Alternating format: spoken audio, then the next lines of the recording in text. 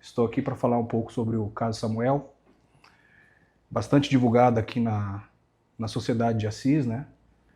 O Samuel foi vítima de espancamento, que o levou a óbito na terça-feira da semana passada, no dia 24 de fevereiro, após ele ter aqui supostamente subtraído um corote de pinga, avaliado em R$ 4,50.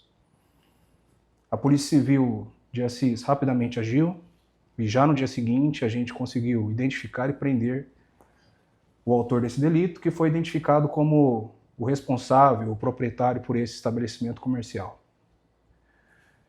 Assim que prendemos esse investigado, né, ele assumiu a autoria, pontuou aqui que agiu sozinho e negou que tivesse tido intenção de tirar a morte de Samuel, alegou que o interesse dele era tão somente aplicar um corretivo, porque estaria cansado de vários furtos que vinham ocorrendo pelo local. Iniciamos as investigações e rapidamente conseguimos concluí-la. Concluímos ela hoje, com uma semana de investigações. E aqui eu quero parabenizar os policiais civis, os policiais militares, os policiais científicos, que trabalharam muito, trabalharam bem, e possibilitaram que nós concluíssemos aqui o caso de modo bastante rápido, né? É um clamor da família, um clamor da sociedade. E aqui eu só tenho a parabenizá-los. Sobre a conclusão do caso Samuel, eu queria pontuar aqui que, desde que nós prendemos o investigado, ele está preso até então, ele permanece preso. Não é verdade que ele já foi solto. Ele passou por audiência de custódia já no dia seguinte e ele permanece preso até então. Também podemos apontar aqui que a gente concluiu que esse investigado agiu sozinho, que ninguém o auxiliou a praticar esse delito. E a motivação dele aqui nós já expusemos, ele alega que estava cansado de tantos furtos pelo local e resolveu fazer justiça com as próprias mãos. Também é importante destacar aqui, não é verdade que o Samuel seria um furtador contumaz, até mesmo porque nós realizamos o levantamento da vida pregressa do Samuel e não existe nenhuma anotação nos registros dele pela prática de furtos ou roubos. Então, é provável que esse tenha sido o primeiro crime patrimonial, o primeiro furto, o primeiro roubo que o Samuel veio a cometer. E nós conseguimos também realizar uma investigação sobre a vida do Samuel e podemos apontar também, não há nada que indique que o Samuel seria uma pessoa violenta, que ele seria uma pessoa agressiva. Então, até onde sabemos, a comunidade lá já o conhecia por ser uma pessoa frágil, com uma saúde debilitada, e com um problema de alcoolemia bastante sério. Essa alcoolemia dele ficou constatada nas análises médicas que foram realizadas em seu corpo. O Instituto Médico Legal de Assis fez uma análise bastante aprofundada sobre o óbito do Samuel, sobre o corpo do Samuel. Ele realmente possuía lesões sérias no seu corpo por conta da alcoolemia já em estágio avançado. E, de fato, aconteceram as paradas cardiorrespiratórias que a equipe médica que o atendeu inicialmente veio apontar. Nada obstante, o Instituto Médico Legal conseguiu concluir que a morte do Samuel se deu em decorrência de traumatismo crânioencefálico. O Samuel faleceu em razão das diversas agressões físicas que sofreu, em razão de diversos golpes que ele teve na cabeça, que ocasionaram esse traumatismo crânioencefálico e que foram a causa principal do seu óbito. Também é importante destacar que o Instituto Médico Legal também conseguiu nos apontar aqui que o Samuel possuía lesões majoritariamente na região da cabeça e da face. Então ele foi agredido principalmente na região da cabeça e justamente por isso ocasionou o traumatismo crânioencefálico. Dito isso, a gente analisou todas as provas, a gente analisou testemunhos, a gente analisou os vídeos que foram gravados pelo próprio investigado, divulgado em redes sociais. Em razão de todo esse contexto, a gente aqui da Polícia Civil entende que o investigado assumiu o risco de ocasionar a morte do Samuel e, por conta disso, deve responder pelo crime de homicídio doloso, cumulado aqui com o crime de exercício arbitrário das próprias razões, que, ao que tudo indica, seria a intenção principal desse investigado.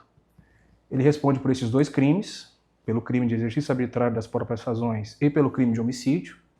E no tocante ao homicídio, a gente entende também pela incidência da qualificadora do motivo fútil, que é aquele qualificado aqui no tocante à desproporcionalidade entre o furto de um objeto de R$ 4,50 e a morte ocorrida, né? A gente entende que não se deve olhar com bons olhos furtos, mas aqui a gente está num embate bastante intenso sobre o que é mais importante. E certamente aqui a gente entende que o mais importante é a vida. Então, dito isso, nós concluímos a investigação na presente data e encaminhamos o caso ao Poder Judiciário e ao Ministério Público. E caso eles concordem com o nosso posicionamento, caso discordem, temos que respeitar, mas caso concordem com o nosso posicionamento, ao final seria o caso do investigado ser processado e posteriormente julgado pelo tribunal do júri. Ele já tem alguma passagem, o investigado? O investigado não possui anotações criminais. Doutor, eu queria que você falasse um dos questionamentos, né, que a população traz, né, quando acontece esse tipo de crime, é porque a identidade do autor do crime não é divulgada, o nome, a foto. Eu queria que você esclarecesse um pouco sobre isso. Claro, claro. Existe uma questão legal sobre a divulgação da qualificação completa e a fotografia de investigados. No tocante a essa questão legal, entende que somente poderia divulgar esses dados após o trânsito julgado de uma sentença penal condenatória. Aqui não somos nós que estamos pontuando isso, é uma questão legal, é a lei que assim determina. E é uma política institucional da Polícia Civil a não divulgação da foto e nem da qualificação completa dos nossos investigados. Quem acompanha o nosso trabalho sabe que nós não divulgamos a qualificação de ninguém que nós prendemos. Nós fazemos os releases, mas em todos eles não constam a qualificação completa dos investigados, tampouco foto, independentemente do caso. Após os 30 dias, há alguma possibilidade de ele ficar em liberdade? Existe a possibilidade dele ficar em liberdade e existe a possibilidade dessa prisão temporária ser convertida em prisão preventiva. A gente encaminhou o caso como concluído agora ao Poder Judiciário e ao Ministério Público.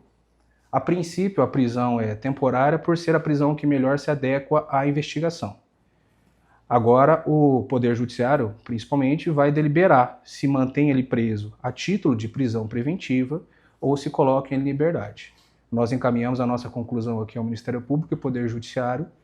A princípio, ele permanece preso, porque ainda está no prazo da prisão temporária por 30 dias. E ao final dessa, ou até mesmo antes dessa, se o Poder Judiciário e o MP agirem antes disso, essa prisão pode ser convertida em prisão preventiva ou ele ser posto em liberdade. O investigado era professor de educação física, também de artes marciais, doutor? Sim, Otacílio, isso foi uma questão que nós consideramos inclusive. Na medida em que a vítima era uma pessoa frágil, uma saúde frágil, e não reagiu ao que indica a investigação e principalmente o laudo do ML, o investigado, por outro lado, era professor aposentado em artes marciais. Ele era professor aposentado de capoeira, então ele tinha um conhecimento bastante aprofundado sobre como agredir, de que forma agredir, e sendo um professor de artes marciais, ele tinha que ser mais zeloso, inclusive, com os cuidados nos golpes que aplicara, que teria aplicado, né? Caso não tivesse pelo menos assumido o risco de ocasionar a morte da vítima. Doutor, dentro da investigação entra algum envolvimento do autor do crime com o tráfico de drogas? A gente levantou essa questão, a gente apurou esses fatos, mas não há nada que indique isso até então. O investigado, todo momento que fez o depoimento sobre a presença da Polícia Civil, teve algum momento de arrependimento do que aconteceu? Eu que conduzi o interrogatório desse investigado, e eu não posso negar que ele demonstrou, sim, arrependimento. Ele estava bastante abalado aqui no seu interrogatório. Foi um interrogatório razoavelmente longo, mas o que aconteceu, aconteceu. A gente tem que analisar qual que era o intento dele, qual que era o ânimo dele no momento dos fatos. Posteriormente, muito embora ele tenha demonstrado um arrependimento, a gente entende por todo o contexto da investigação que ele assumiu, sim, o risco do resultado morte, mas eu não posso negar que ele tenha demonstrado, ao menos para mim aqui, algum arrependimento, sim. E por que ele fez a filmagem e comentou alguma coisa durante a situação? processo? Sim, ele alegou que aquela era inclusive a motivação principal dele ter agredido a vítima. Ele falou que ele estava cansado de tantos furtos que ele vinha sofrendo no seu estabelecimento comercial e por conta disso perdeu a cabeça, praticou aquele crime e inclusive filmou. Contudo, a gente fez um levantamento aqui e apesar dele alegar que é constantemente vítima de furto naquele local, ele não registrou nenhuma ocorrência de furto como vítima. Então é um pouco incongruente da parte dele ele ser tão reiteradamente vítima de furto e nunca chamar a polícia, nunca registrar uma ocorrência. E aqui fica a orientação para todo mundo, principalmente para os comerciantes.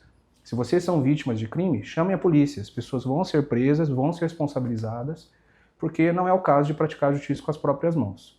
Resultados trágicos como esse aconteceram e podem voltar a acontecer se os comerciantes insistirem em praticar justiça com as próprias mãos. Então recomendo. Foi vítima de um furto? Se conseguir deter a pessoa naquele momento, segura, não agrida, chama a polícia ou registra a ocorrência depois aqui com a gente.